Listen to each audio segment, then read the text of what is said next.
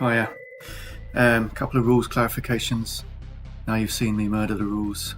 This is straight from the horse's mouth. Conditions such as spooked or crippled don't stack or escalate. Okay, so I was stacking them. Don't need to do that. Shouldn't do that. You could house rule it if you want to do that, but I don't think it's necessary. Duck and cover can only occur in your own activation, not as a reaction. I wasn't sure about that when I was playing, but I didn't really use it anyway. Okay, I think that was all the rules things. I obviously didn't play really a full game. I didn't use the mods, not the mod cards, the mad cards. They're awesome. I've looked through them now. They're really good. I shall be using them from now on. Another thing is what is it? The terrain. There's so many special things you can do with the terrain. For example, volatile terrain. If a figure within 1 inch, 1 inch of a terrain is attacked and the attack fails, then that terrain basically explodes. Boom! That's fucking mental. Extremely volatile terrain. Again, same kind of thing, but it's a bigger boom basically. You imagine like an unexploded tactical nuke, and then you're standing next to it and someone tries to shoot you and it hits the nuke. Yeah. Of course, there's toxic waste, poisonous waste, sludge and all that kind of stuff. Vendor machines I mentioned before. Ammo dump, you can get like grenades and stuff like that from an ammo dump. There's a nice picture. Look at that. Trade stall. Yeah. Pick up mad cards from a trade stall, or stims, or grenades, or some other thing. Quick sludge. Movement is halved. If you roll a d10 or roll an 8 or more, the unit becomes stuck. I haven't seen that before in a game. Very good. Movable objects. Sorry, my cat. Come on. Water. That's awesome. 50% obscured if you're in water, and you become spooked if you on a roll of 8 or more on a d10. Wild beasts. That's another thing I haven't really seen before, I think. Wild beasts, they're on the board. You can use any figures. I like that as well. It just says you can use whatever figures you got.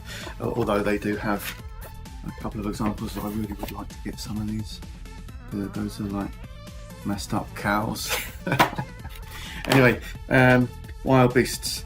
They can be controlled by either player, and they can run around and attack things, and it's crazy. Another thing I didn't use, which is kind of like an advanced play option, is mods. It's kind of like, in like other games, there's like darkness rules and stuff like that, night fighting rules and stuff like that. This is that kind of thing, but it's so much more than that.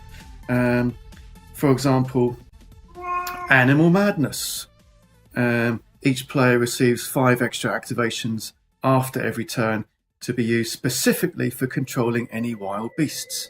Like I just said, wild beasts. Crazy. Loads of stuff. No, there's obviously the darkness rules. All kinds of things. Another thing I didn't mention before, which is another thing which makes this game not necessarily unique but very cool, is you can point buy. There's a point buy system. You got a model or a bunch of models that you don't use but you want to use. You just point buy the stats and the weapons and the armor that's suitable for that model, and you can just use models that has been sitting on your shelf gathering dust. Excellent, love it.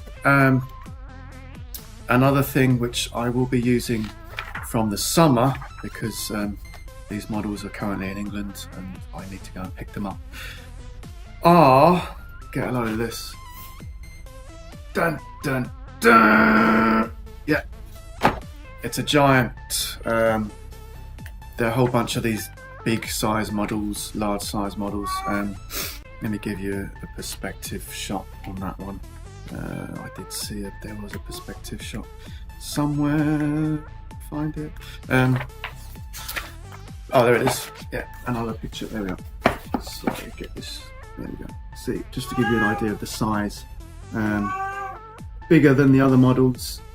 And there's a whole bunch of those different kinds. I got the Cyclops guy, the giant, and something called a rad dragon, which is very similar, which is why I got it, very similar to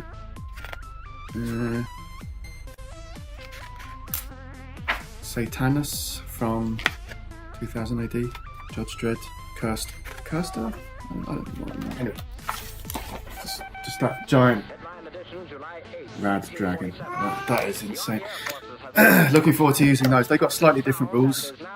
Of course, they're very expensive point-wise, but they have something called meat points, which are hit points, which I said weren't really in the game, but they are for these guys. But you can understand why, because they're huge. These can be used as part of your team or as wild beasts, just stomping on everything. And